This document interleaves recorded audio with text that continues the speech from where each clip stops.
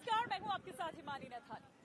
नमस्कार, आपके साथ मैं हूं शाजिया निसार और रिपब्लिक भारत और कुकी बस एक बार फिर से उत्तर प्रदेश की राजधानी लखनऊ पहुंच गए। लेकिन लखनऊ में आज क्या खास रहा है मानी, बताइए। आज हमारे साथ जो अपने तीखे तेवरों के लिए जाने जाते हैं, अपने ये शानदार जो बोलने का उनका स्टाइल है उसके लिए जाने जाते हैं, ना केवल इतना शाजिया बल्कि ये भी कहा जाता है, माना जाता है उनके बारे में कि ये जब भाषण देते हैं तो चुनावी माहौल बदलने का भी मादा रखते हैं। यानी कि हम यहाँ बात कर रहे हैं असदुद्दीन ओवैसी की। बेशक असदुद्दीन ओवैसी की हम बात कर रहे हैं, जिनसे आज रिपब्लिक भारत ने पूरे 1 घंटे तक बात की है।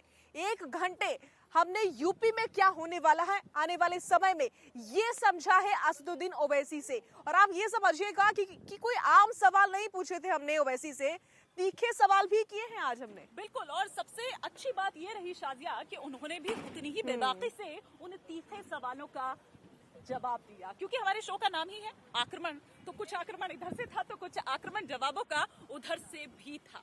बेशक आक्रमण आज हम आपको दिखाएंगे किस तरीके से हुआ है।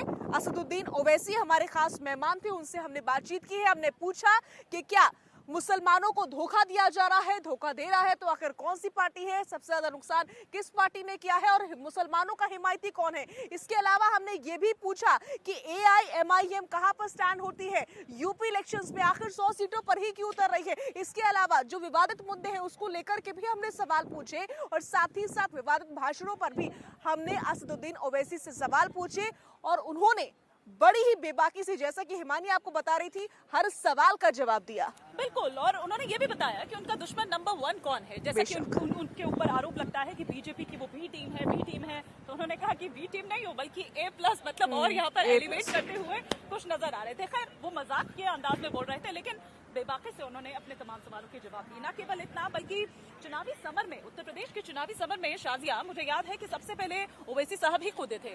प्रचार प्रसार की बात कर लीजिए, गठबंधन की तमाम कोशिशें, चाहे वो OP राजभर के साथ पश्चिम से लेकर पूर्व तक वो घूमे हो, अखिलेश यादव के साथ गठबंधन की बात हो, तो इन चीजों पर भी उन्होंने कहा कि और अब जो ठीक 10 से 12 दिन रह गए हैं चुनाव को, तो उससे पहले उनके पास क्या है, एक परिवर्तन भागीदारी मोर्चा जिसमें बाबू सिंह कुशवाहा हैं। वो कुशवाहा जिन पर भ्रष्टाचार के आरोप है, घोटाले के आरोप है, तो इस पर भी बात करते हुए नजर आए कि भाई आखिर उन पर ऐसा क्या था, क्यों आखिर कंट्रोवर्शियल पर्सनालिटीज के साथ वो रहते हैं। बेशक देखिए, मैं आपको बताती हूँ असदुद्दीन ओवैसी के बारे में हम इतनी बातें आखिर क्यों कर रहे हैं। ओवैसी एक ऐसे नेता हैं जिनकी पार्टी तो है लेकिन किसी भी राज्य में उनकी सरकार नहीं है।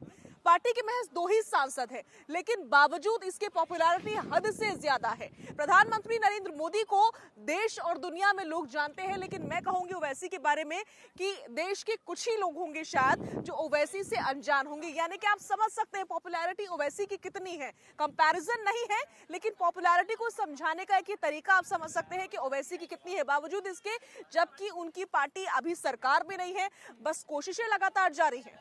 निश्चित रूप से, और साथ ही साथ जिस तरह से आप यहाँ पर ये कह रहे थे कि पॉपुलैरिटी है, लोग देखिए उनको सुनने आते हैं, लेकिन क्या कारण है कि चुनने नहीं आते हैं।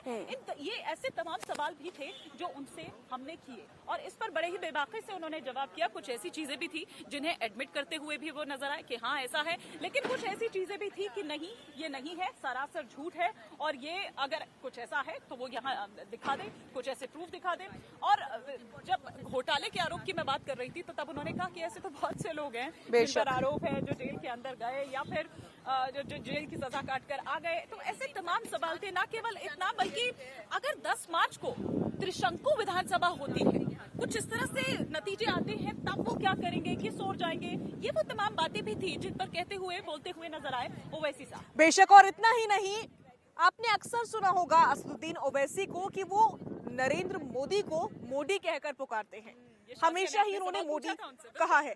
तो हमारा सवाल था कि आखिर आप ऐसा क्यों करते, जबकि आप दाल और डाल में बखूबी अंतर समझते हैं। दाल और डाल का जरा मैं आपको समझा दूं, अलिफ बेते से जिम हे खे दाल जाल, इस तरह से बहुत पढ़े लिखे हैं असदुद्दीन ओवैसी। वो उर्दू भी जानते हैं और अरबी भी जानते हैं, तो वो दाल और डाल के मायने भी समझते हैं। बावजूद इसके अगर वो मोदी बोलते हैं तो सवाल तो उठता है, जिसका उन्होंने जवाब दिया है। जवाब क्या दिया गया है उनकी ओर से, ये आप हमारे इंटरव्यू में जरूर देखिएगा। इसके अलावा कई और तीखे सवाल थे, लेकिन उनको जानने के लिए दर्शकों को हमारे इंटरव्यू में जुड़ना होगा। निश्चित रूप से, तो आप बने रहिए रिपब्लिक भारत के साथ, और रिपब्लिक भारत पर ये एकदम बेबाक सवाल और बेबाक अंदाज में जवाब आपको हम दिखाएंगे रिपब्लिक भारत पर आक्रमण के जरिए। तो आप बने शाजिया को